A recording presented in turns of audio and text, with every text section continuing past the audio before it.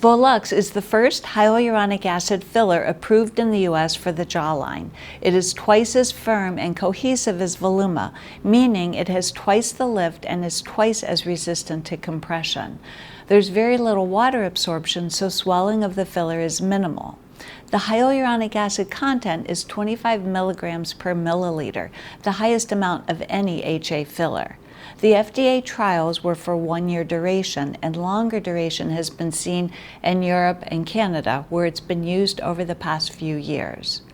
Volux is injected along the edge of the mandible or the jawline, at the angle of the jaw and in the lower chin. The purpose is to define the jawline. It's to be used in conjunction with mid-face and outer cheek volume replacement, as well as volume replacement and definition of the chin. Voluma is used for the cheeks and chin and should be the initial phase of treatment, to be followed by Volux. In some younger patients, it's possible that only Volux may be needed to define the jaw. Placement is either deep or on the bone with a needle, or superficial, placed under the skin with a cannula. This is similar to how we currently use Voluma.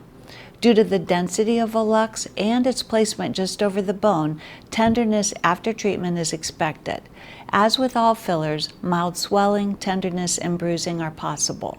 Volux can be manipulated just after placement, similar to Voluma. Like all HA fillers, Volux is reversible with the use of hyaluronidase. The only other filler FDA approved for jawline definition is Radiesse, a particulate filler that cannot be dissolved in the event of undesired placement or due to medical complications or undesired outcome.